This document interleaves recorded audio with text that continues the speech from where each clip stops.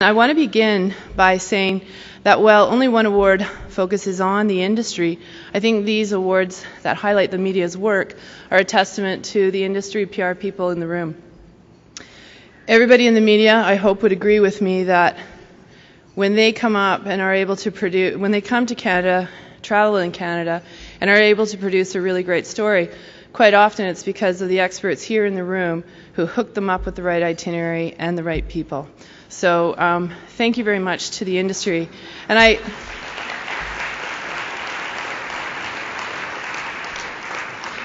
highlight that in particular because these are awards are for stories that are as a result of a pre or post media fram to Go Media. So that's that criteria that's in there, and it really does show the depth and the expertise we have in the industry.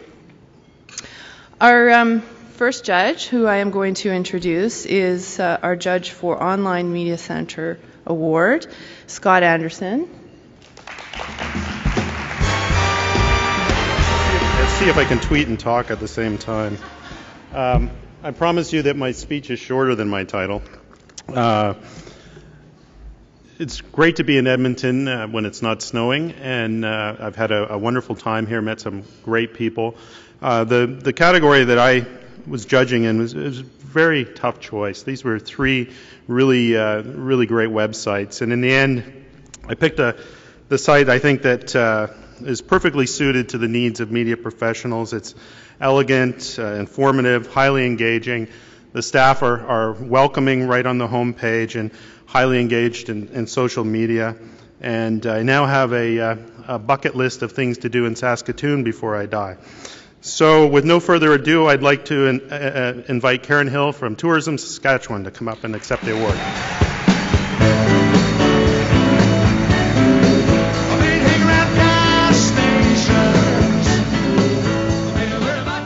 It's time for me to introduce our judge for the best travel blog, Kevin Siu, Executive Director of Features Digital at the Globe and Mail.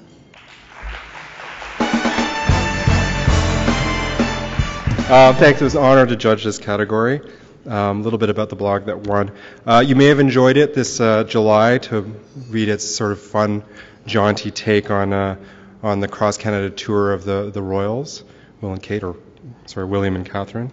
But where this blog I felt really sparkled is when it is writing about home, which is Vancouver, and the crisp, informative posts about the city's neighborhoods and sites are really sprinkled with practical advice and historical tidbits and an insider's perspective on how to really enjoy the city.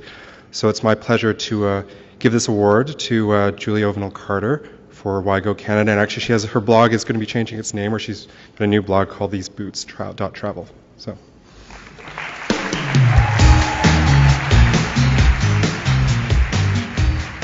Our next judge, she, in addition to being a really talented actor and television host, she was also recognized in 2010 as Edmonton's Woman of the Year, and she recently published a children's book. So the multi-talented Bridget Ryan will present the next awards.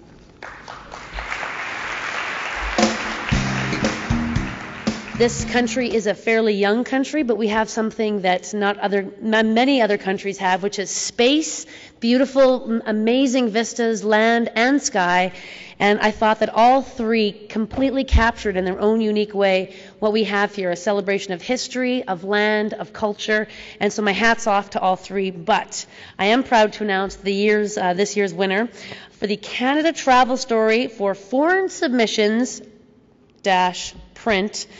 I would like to please call to the stage Marty McClellan, freelance journalist for his story in the Mexican magazine Travailles, titled Viejos. I'm going to get you to pronounce this, actually, because I translated this story. I had somebody translate it.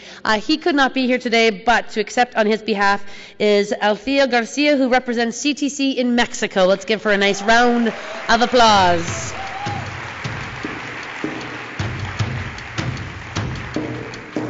Yes, this year's winner of the Best Canada Travel Story Foreign Submission broadcast.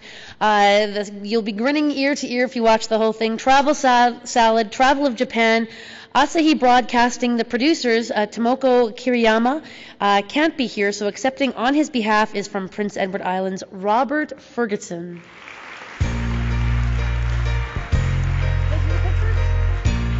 The second submission that I was able to take in for broadcast was so incredibly shot. It was beautiful, just like the one in Travel Salad. There's amazing shots of Northern Lights, and the Yukon is explored in this production, the Mr. Nakame's show. Was absolutely stunning. This one places you as the explorer, sort of, and you are the eyes going through, and it was just beautiful. So I would like to bring to the stage Mr. McConney for IVS Television, Travelex 3, the Yukon. May we please have him to the stage.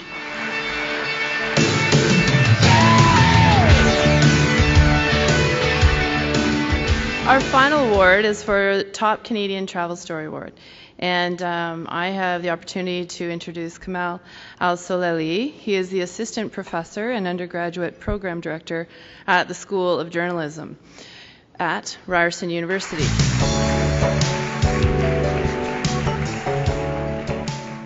It was a great story that I've selected, and it's not every travel story that begins with the mention of the writer describing herself as a beached whale after a jump in frozen waters, and calling herself not a pretty sight. But that's the beauty and the brains behind this year's winner. It's also just the beginning. It's a story of the writer and a small group of adventure seekers leaping into an ice floe in Nunavut. The writer, who actually completely knocked my socks off, introduces main and supporting characters, provides cultural and political context to her story, and does a very fine job of asserting our Canadian sovereignty over the Arctic. Ladies and gentlemen, it gives me great pleasure to announce that the winner of the Canadian Tourism Commission's Top Canadian Travel Story is the very lovely Lucy Hislop.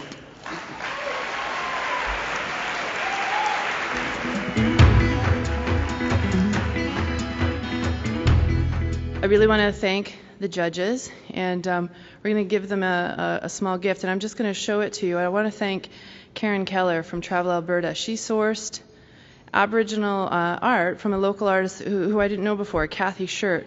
She's a member of the Saddle Lake First Nation, and she has created ceremonial hand-painted feathers. And I'm just going to show one to you.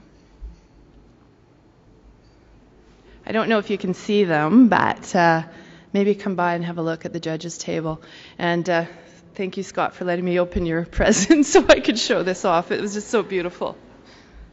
Before we go, I'm very pleased to announce that, of course, next year's host is the Yukon. There's quite a legend from the Yukon on how they host parties in particular, but people. Thank you, everybody. Have a great afternoon of appointments.